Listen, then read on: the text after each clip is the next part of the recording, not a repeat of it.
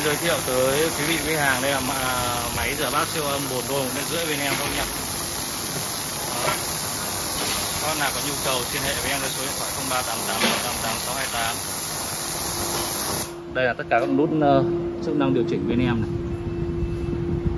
Gia nhiệt này, chỉnh nhiệt, siêu âm. Dùng rất dễ dùng đúng không ạ?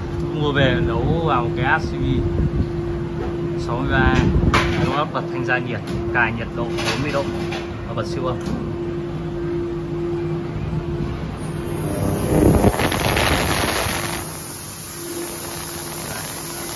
Rất nhiều bát đĩa. Các nào có nhu cầu liên hệ với em nhé.